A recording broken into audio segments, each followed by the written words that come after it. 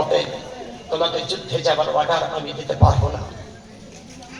ইমামে কাসিম বলেন, চাচা যান, বাপ দুনিয়া থেকে বিদায় নিয়েছে, আজ পর্যন্ত নিজেকে কোনোদিন এতিম মনে করিনি। আমি সব সময় জানতাম আমার আব্বা আজও বেঁচে আছে, আপনাকে আব্বা বলে জানতাম, আব্বা বলে মানতাম, কিন্তু চাচা যান আজকে বুঝতে পারলাম সত্যি সত্যি আমি যেন এতিম হয়ে গেছি, বুঝতে পারিনি।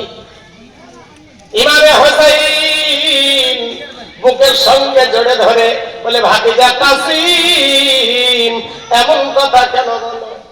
বলে, চাচা যান, আজকে যদি আমার আব্বা দুনিয়াতে বেঁচে থাকতেন তাহলে আমাকে আগে যুদ্ধের ময়দানে পাঠাতেন, কারণ বিনা পয়সায় বিনা টাকায় শাহাদাতের মর্যাদা পাওয়া যায়। চাচা গো, আমি কি তা থেকে বঞ্চিত থাকবো?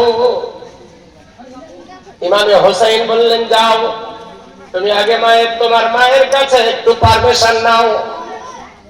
ইমামে কাসিম বললেন, চাচা যান, মায়ের কাছে পারমিশন নিয়ে রেখেছি, একবার আপনার পারমিশন পেলে যুদ্ধের ময়দানে যাব। পারমিশন দিলেন, যান যান। ইমামে কাসিম ইমামে হাসানের একমাত্র সন্তান ইমামে কাসিম রাদিয়াল্লাহু তাআলা তরুণ যুবক, যুদ্ধের নামাজ আছে যে যুদ্ধের জন্য দুলহা সেজে যুদ্ধের ময়দানে গেলেন একা। ওদিকে 22,000 সৈন্য, এদিকে একাই ইমামে কাসিম 3 দিনের বিবাসিত।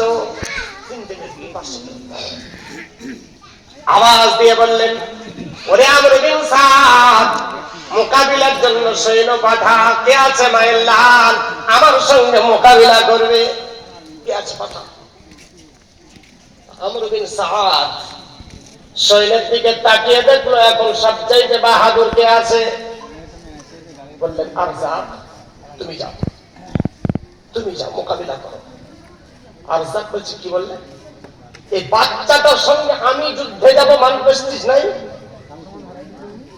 লজ্জা শরম নাই, আমার প্রেস্টিজ আছে, মান সম্মান আছে, আমার একটা নাম শোহরত আছে, এই বাচ্চাটার সঙ্গে আমি যুদ্ধ করব? আমি যাব না।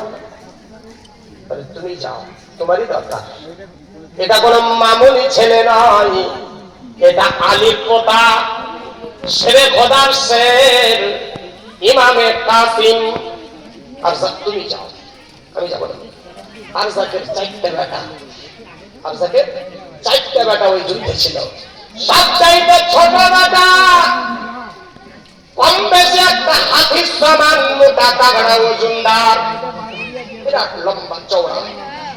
ছোট বেটা বলছে, চাচা আমি যাচ্ছি, তোমাদের কাউকে লাগবে না, এই বাচ্চাটার সঙ্গে যুদ্ধ করতে আমার বাবা যাবে, প্রেস্টিজ নাই, আমি যাচ্ছি।